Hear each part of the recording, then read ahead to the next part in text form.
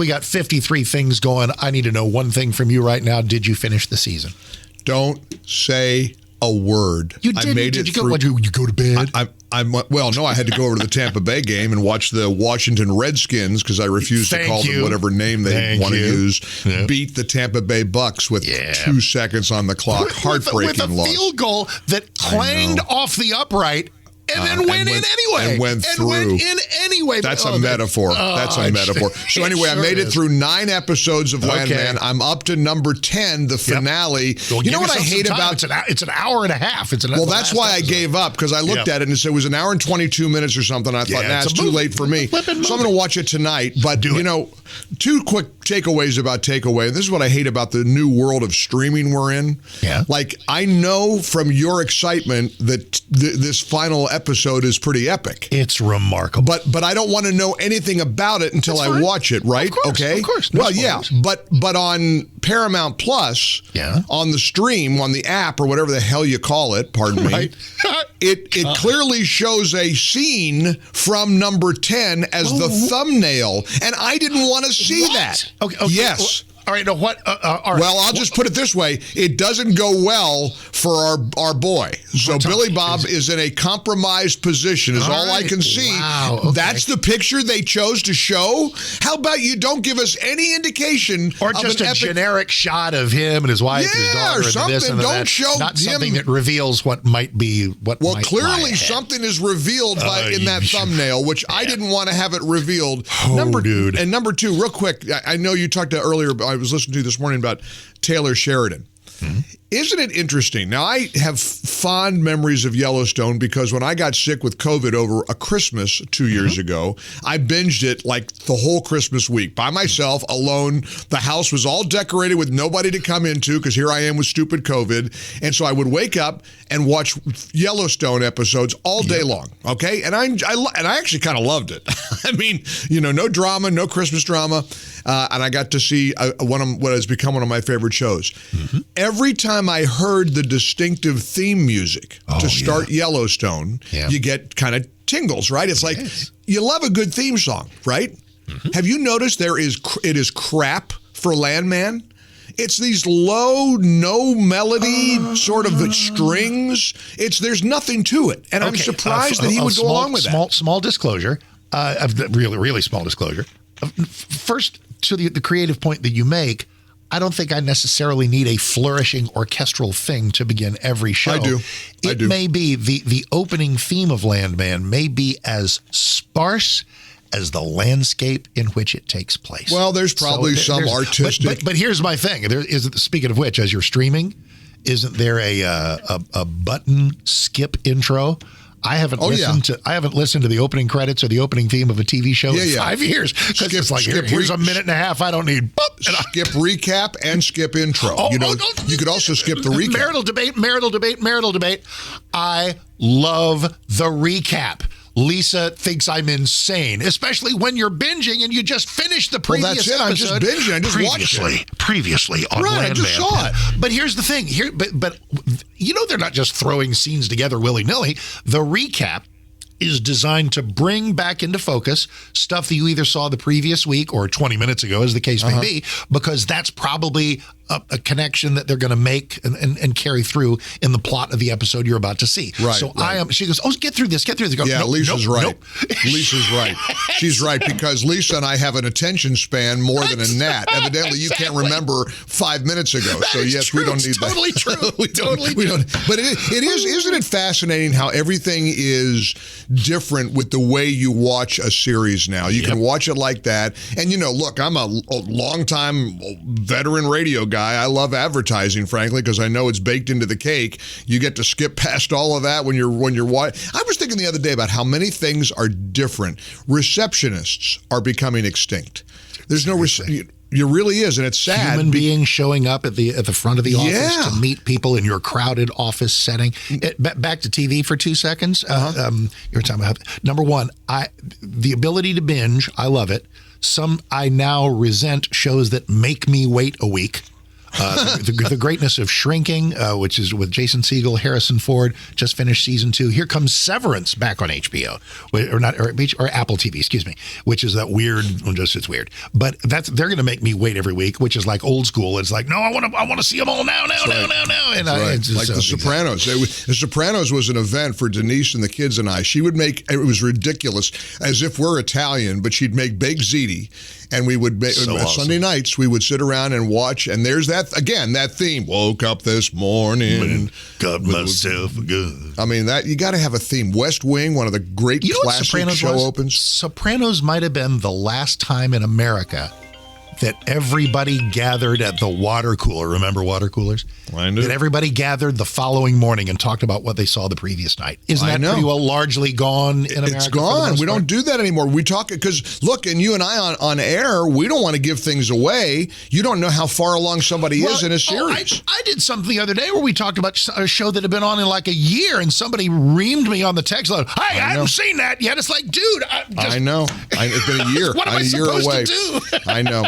Well, anyway, happy Monday. We'll talk tomorrow about the finale. Then we can. Well, but then we can. But then we shouldn't talk too specifically about the finale. No. We have no spoil, because I'm going to give people. Listen, I'll give people whatever they need. But it is just. The show is a masterpiece. Billy Bob is so good. Some of the plot lines about his wife and his daughter, who are fun characters, gets a little silly. Isn't she a dead ringer for Anna Nicole Smith? Yes. Did you notice that? She looks and even acts just like the late Anna Nicole Smith. I didn't recognize her name. I looked it up because she's not famous. I mean, she's a working actress clearly, and it's a great ensemble. The son is great. Ali Larter.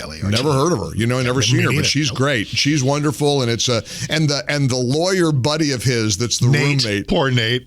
Poor Nate. Put upon Nate. In this episode, really poor Nate. Well, no, don't stop. Hush. No.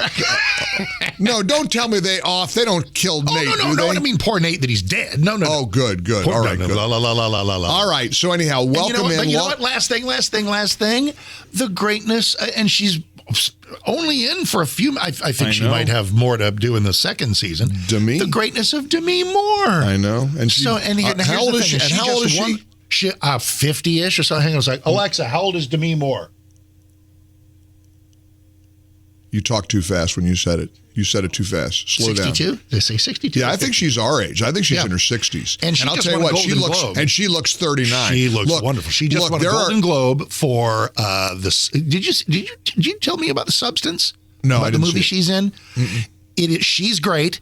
It's very clever. It's unbelievably gross. It's too gross. There are plastic surgeries that don't go well. Whatever she does, somebody ought to try to capture that in a bottle, because she looks fantastic. Yeah, she looks great. She is 60. She's 62, dude. I thought so. See, and you tell me she looks 62. There's not a wrinkle anywhere. No. She looks fantastic. Now she can't smile, but she exactly. looks. What was the old Joan Rivers line? When I smiled, the garage door opened. I don't even know what that means. So, all right. So like Texans, I went to South Carolina Friday to catch some snow. Yes. Now there's nothing more obnoxious than a Yankee making fun of Southerners panicking about the snow. Exactly. And I'd say the same thing about Texas. You could expand that. There's nothing worse than somebody from New York telling a Texan, you guys don't handle weather very well. But I will say this. I've never seen so much panic over literally 0.4 of an inch of snow in my. That's what it wound up getting. It was half an inch. You'd have thought it was the biggest blizzard in the history of South Carolina. Well, Atlanta. Atlanta got the same storm system, and they shut it down for 2 or 3 days. Oh, they shut Greenville down, shut the whole thing down. They shut schools down. They shut everything down. Now, they always go with the caveat, well, there's some ice involved. But look, I thought about the cold weather that all of us are kind of experiencing to one degree or the other, and of course, realizing it pales in comparison to Los Angeles. And this thing is, now, Mark, here's why Trump is so good. Here's what he posted on Truth Social overnight. The fires are still raging in LA. The incompetent polls have no idea how to put them out. Polls, I guess. How do you pronounce polls? Polls for politicians. Polls for politicians, but it looks like he writes, thousands of magnificent homes are gone. Many more will soon be lost. There's death all over the place. This is one of the worst catastrophes in the history of our country. They just can't put out the fires. What's wrong with them? Mark, since this thing began, I thought, said the same thing. I'm a simple guy. I don't understand meteorology. I get that I don't know wildfires and burns and controlled burns. How the heck do you have a city like Los Angeles completely unprepared for wildfires? And by the way, while we're on the subject, I saw last night on the news, well, there have been 8 different wildfires, that all began at the same time? Mm-hmm. How does that work, Mark? Yeah. I don't like to go down conspiracy theory rabbit holes, but something doesn't add up here. I don't know, water in the fire hydrants? Well, don't pay attention to that. It's overwhelmed. The system's overwhelmed. And anybody who brings that up, like Trump or you or me, Gavin Newsom scolding people over the weekend for politicizing people's suffering. Dude, it's your politics that's exacazabating their suffering. Well, let's talk about Gavin Newsom and politicization for just a moment. Have you heard that he was posting on social media, just launched a new site to ensure the public has access to fact-based data. You know what the new site is? What? It's a site that directs people to Act Blue, his political PAC. He was caught for scamming his 2.1 million followers, asking them to donate to his political PAC because he wants to run for president someday. So on the auspice of guiding people toward information about the fires and certain civic-minded things, it wound up being a fundraising pitch. It's a fundraising thing. And then Elizabeth Warren did the same thing, directing people to Act Blue. Act Blue is the scandal-ridden leftist, scam to raise money for leftists like all of them. They're awful people. They are all... And this woman calling out Ted Cruz a few years ago for going to Cancun in the ice storm, she declares an emergency in L.A. and gets on a plane, goes to Ghana. Karen Bass. Karen Bass, this ridiculous. Oof. She's awful. They're all awful. And the fire chief is calling them all out, saying, look, we don't have they took the resources from us. Yes, indeed. Yep. Well, I thought she was fired. Did you see there was a report that she was fired? And then there was. She was twisting the wind there for about a day, and then all of a sudden they had a meeting. Keeping the gig. They had a one-on-one. Karen Bass and the fire chief had a meeting, and boom, all off. Now there's no firing. It's a nightmare out there. And you see these video images. Mark, we just can't really comprehend it. I absolutely can. I know I've never been through a hurricane, but I know what one is. I've never had a tornado hit me directly, but I can imagine in my little brain sort of what that's like. This thing of having these mansions, or it doesn't even have to be a mansion, with a big window where the fire is like a mile away, and then 3 minutes later it's eating your yard. It's like, what? Is there no technology? Is there not any water-resistant systems? Here's what's weird. Technology. Now, this is either the dumbest thing that anybody can say, and some people are saying it. I think Trump said it. So, or it's brilliant. Hello, ocean. You're on a coastal city. You're next to the ocean. Isn't there some way? And I don't think fires care if the water is salty. The fire still goes out. Shouldn't there be some massive some pipe? I don't even know, but it would seem like this is solvable. Years ago, I took the show to Kansas after they had a whole town. Remember that was I think it was. Remember Eric, the town was Greenberg.